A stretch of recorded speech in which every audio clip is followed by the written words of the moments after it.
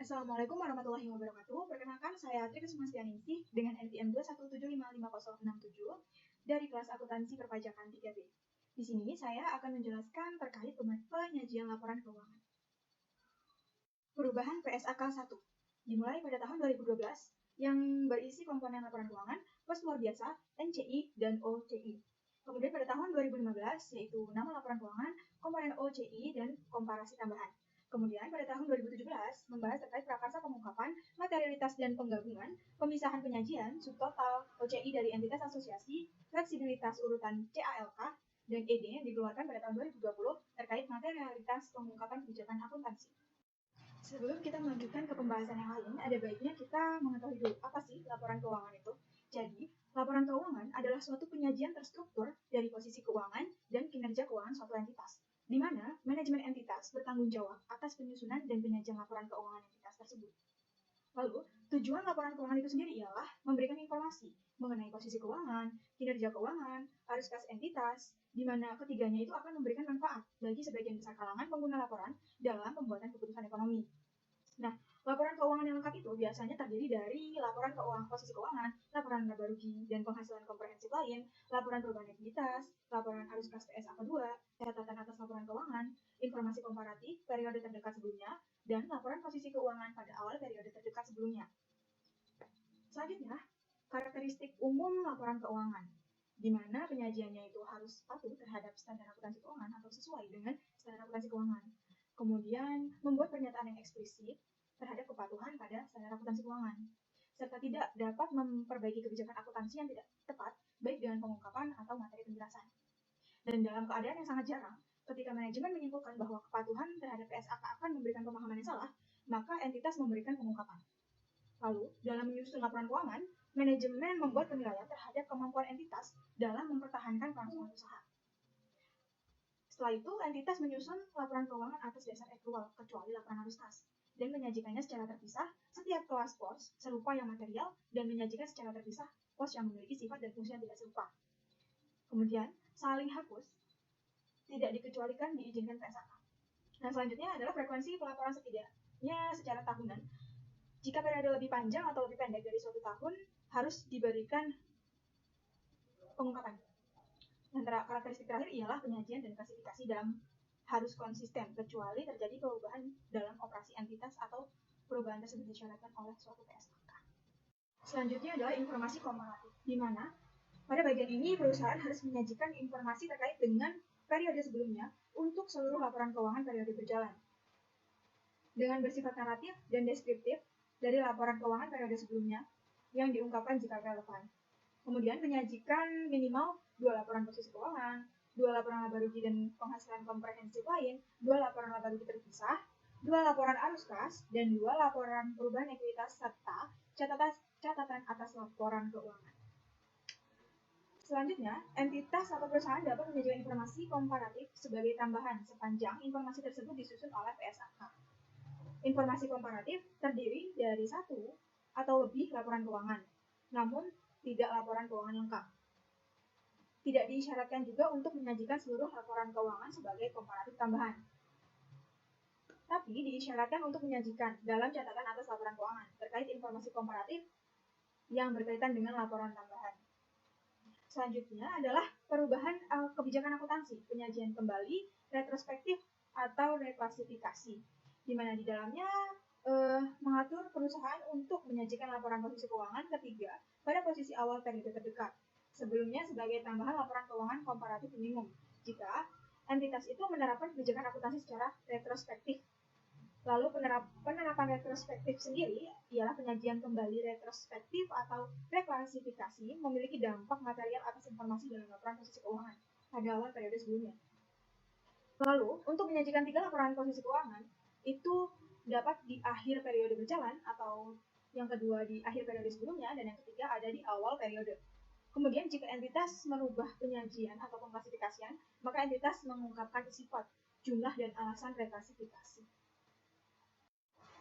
Struktur dan isi laporan keuangan, di mana dalam penyajian laporan keuangan atau pengungkapan catatan atas laporan keuangan, identifikasi laporan keuangan, entitas mengidentifikasikan laporan keuangan secara jelas dan membedakan dari informasi lain dalam dokumen publikasi yang sama. di mana di dalamnya menyajikan informasi terkait nama entitas dan periode laporan, lalu apakah laporan satu atau kelompok, kemudian tanggal akhir periode atau periode yang dicakup, mata uang pelaporan, serta pembulatan yang digunakan. Laporan posisi keuangan, di mana dalam penyajiannya itu ada aset lancar dan tidak lancar, dan liabilitas jangka panjang dan jangka pendek sebagai klasifikasi yang terpisah. Kecuali penyajian berdasarkan likuiditas memberikan informasi yang lebih relevan dan dapat diandalkan, maka digunakan urutan likuiditas. Kemudian, pajak ditangguhkan tidak boleh diklasifikasikan sebagai jangka pendek. Pengungkapan dalam laporan keuangan atau catatan atas laporan keuangan subklasifikasi yang disajikan harus sesuai dengan operasi entitas. Kemudian, informasi modal dan cadangan diungkapkan dalam posisi keuangan, perubahan ekuitas atau catatan atas laporan keuangan. Jika modal bukan saham, maka menyajikan komponen ekuitas setiap kategori.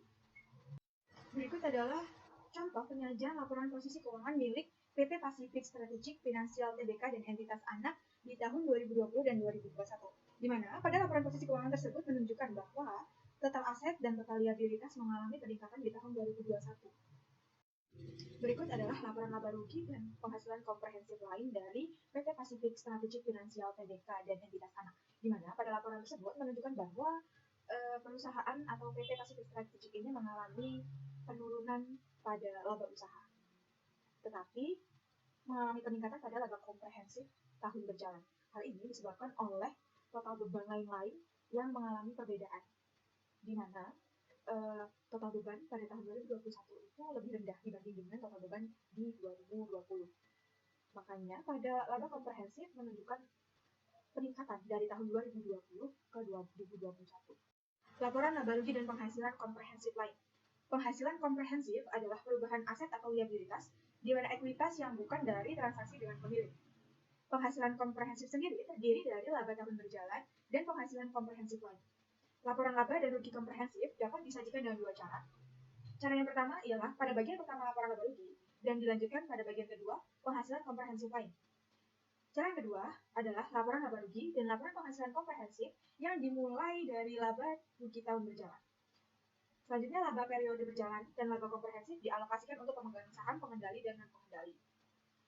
Untuk klasifikasi beban berdasarkan fungsi dan sifat, jika disajikan berdasarkan fungsi, maka diharuskan pengungkapannya berdasarkan sifat. Untuk penyajian kos luar biasa atau extraordinary item tidak diperkenankan lagi. Dan minimum line untuk komponen laporan laba rugi komprehensif untuk memberikan informasi kepada pengguna itu biasanya terdiri dari pendapatan, beban, dan pajak. Dan yang terakhir adalah catatan atas laporan keuangan dari PT Pacific Strategic Financial Tbk dan entitas anak, di mana pada catatan tersebut menunjukkan terkait informasi umum yang berupa pendirian dan informasi umum serta penawaran umum efek perusahaan. Nah, dalam penulisan laporan-laporan tadi terdapat format yang memang harus dilakukan, yaitu pada penulisan judul harus terdiri dari 4 baris yang bisa berisi nama PT atau perusahaan, kemudian laporan apa yang diberikan, kemudian tahun periodenya, kemudian penyajian laporan tersebut disajikan dalam satuan rupiah, dolar, atau mata uang lain. Catatan atas laporan keuangan. Dalam catatan ini, perusahaan mengungkapkan informasi yang memungkinkan pengguna laporan keuangan untuk mengevaluasi tujuan, kebijakan, dan proses perusahaan dalam mengelola modalnya. Informasi tersebut dapat berbentuk informasi kualitatif dan kuantitatif, serta pemenuhan persyaratan modal. Instrumen keuangan yang memiliki fitur opsi jual dan diklasifikasikan sebagai instrumen ekuitas. Sedangkan data kuantitatif diklasifikasikan sebagai ekuitas, tujuan, kebijakan, proses, arus kas keluar, dan bagaimana penentuannya. Yang terakhir adalah amandemen PSAK 1 tahun 2021, di mana amandemen ini membahas tentang penyajian laporan keuangan yang pengungkapan kebijakan akuntansinya digantikan oleh kebijakan akuntansi material. Latar belakang dari digantinya kebijakan akuntansi signifikan ini adalah praktik banyaknya informasi kebijakan akuntansi yang diungkapkan dalam catatan atas laporan keuangan itu berlebihan dan formalitas. Kemudian, tidak seluruh kebijakan akuntansi terkait transaksi, peristiwa lain atau kondisi yang material dengan sendirinya menjadi material terhadap laporan keuangan entitas.